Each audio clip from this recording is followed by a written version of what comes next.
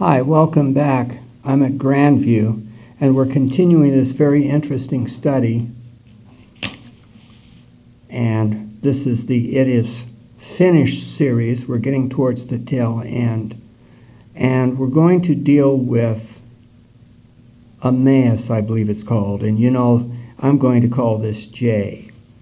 We started to get into this rehearsal of this flurry of activity around the Messiah's empty tomb.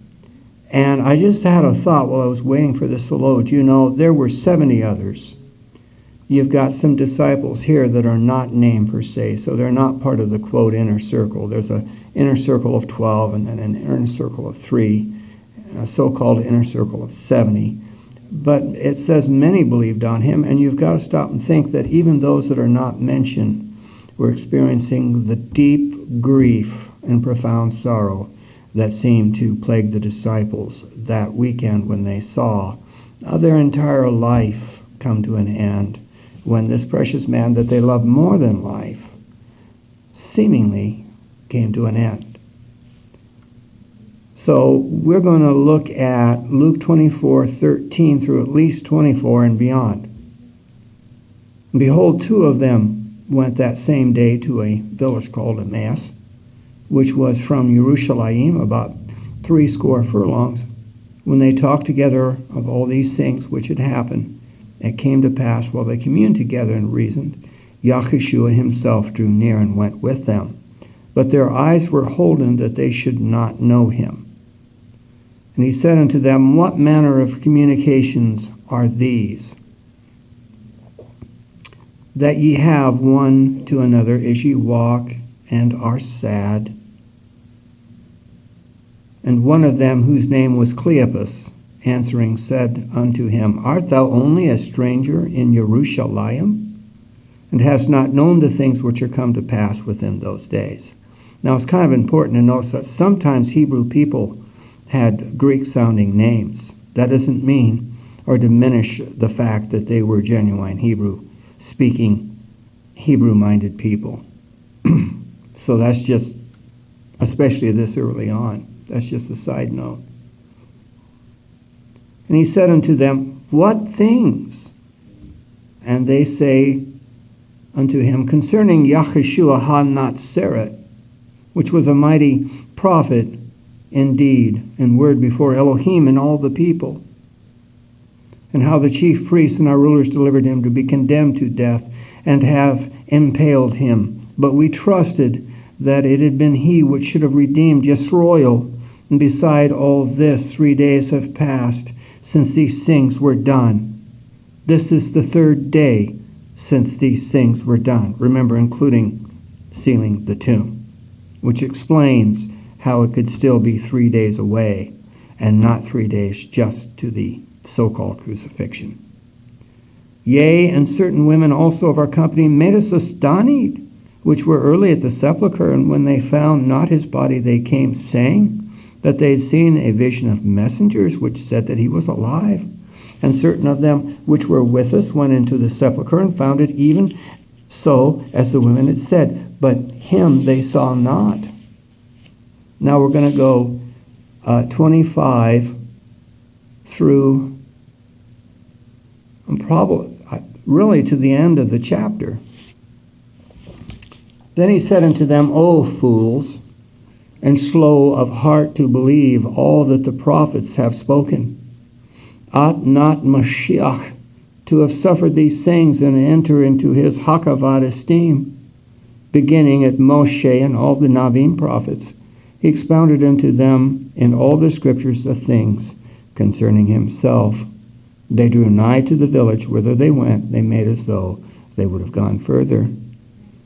But they constrained him, saying, Abide with us, for it is toward evening, the day is far spent. And he went in to tarry with them. It came to pass, as he sat at meat with them, he took bread and blessed it and broke and gave to them. This is called the traditional hamatzi. Baruch atah Adoni Yahu Elihenu Melech HaOlam Matzi Lechem Men Haaretz Omein. Blessed be the King of heaven, which brings forth our King of the universe, and so forth, our source of strength, which brings forth bread from the ground. And there was something about the way he broke bread that gave him away. He probably had a specific, his thing way of doing it. This is so precious. So when he took this bread and blessed and broke and gave it to them, their eyes were open and they knew him. Their mouths probably dropped open. He vanished out of their sight, which says something about the kind of body he now had constructed that couldn't do that before. He by faith could walk on water, but how could he make his body vanish out of sight? He now had a new spiritual aspect to the same body. And we'll see that in a few minutes, I hope. So they were astonished, and they have a response. And they said one to another, "Did not our heart burn within us while he talked with us by the way, and while he opened to us the Scriptures?" And they rose up the same hour and returned to Jerusalem and found the 11 gathered together. Isn't it true that when people go through some sort of tragedy, they want to hang out. They draw strength from one another. They don't want to be alone. And them that were with him, saying, "Yahushua is risen indeed, and hath appeared to Shimon."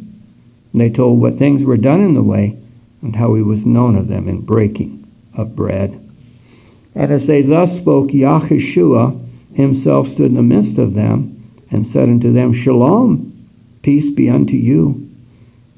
But they were terrified and affrighted, and supposed that they had seen a spirit. And he said unto them, "Why are ye troubled? And why do thoughts arise in your hearts? Behold my hands and my feet, that it is I myself. Handle me, and see, for a spirit hath not flesh and bones." He didn't say anything about blood. "As ye see me have." See what they saw. Not holes in palms as unbelievers and make-believers would have us to believe, but rather scars through the wrist that could hold up the hands on an execution beam, a stake, where he hung between heaven and earth for you and me. John 13:32. "And if I be lifted up from the earth, I will draw men unto me." But returning to Luke 24:40, "And when he had thus spoken, he showed them his hands and feet, and while they yet believed not, for joy." Where's the joy in today's believer if we're full of resurrection life? We shouldn't have to celebrate a